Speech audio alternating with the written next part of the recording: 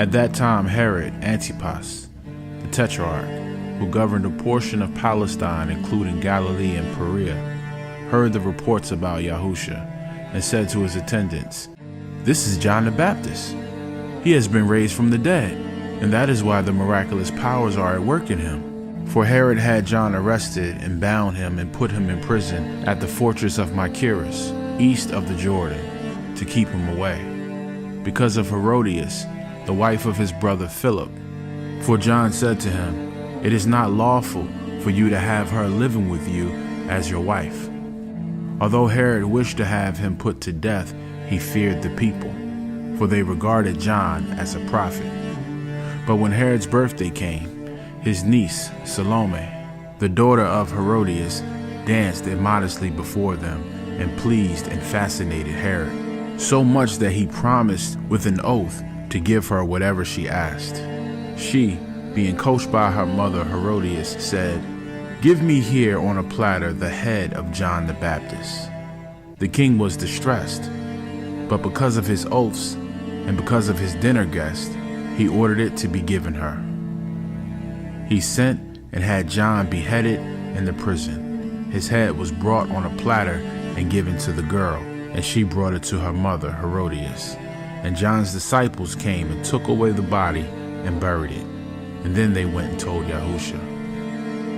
When Yahusha heard about John, he left privately in a boat and went to a secluded place.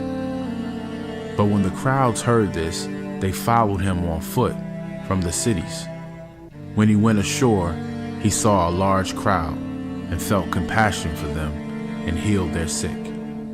When evening came, the disciples came to him and said, "This is an isolated place, and the hour is already late. Send the crowds away so that they may go into the villages and buy food for themselves." But Yahusha said to them, "They don't need to go away. You give them something to eat."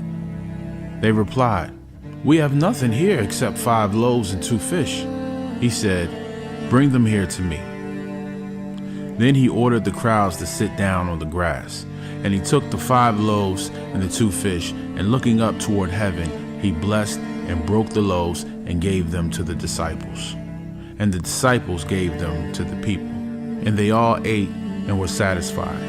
They picked up 12 full baskets of the leftover broken pieces.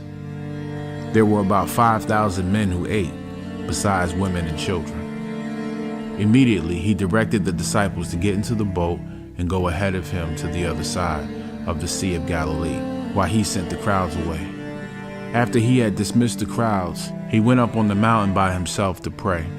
When it was evening, he was there alone, but the boat by this time was already a long distance from land, tossed and battered by the waves, for the wind was against them. And in the 4th watch of the night, around 3 to 6 a.m., Yahusha came to them, walking on the sea.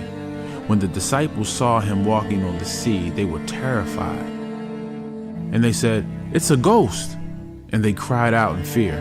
But immediately he spoke to them, saying, "Take courage, it is I. Do not be afraid." Peter replied, "Adonai, if it is really you, command me to come to you on the water." He said, "Come." So Peter got out of the boat and walked on the water and came toward Yahusha. But when he saw the effects of the wind, he was frightened and began to sink. And he cried out, "Adonai, save me." Immediately Yahusha extended his hand and caught him, saying, "O ye of little faith, why did you doubt?" And when they got into the boat and the wind ceased, then those in the boat worshipped him with awe-inspired reverence, saying, "Truly, you are the Son of Yah." When they had crossed over the sea, they went ashore at Gennesaret.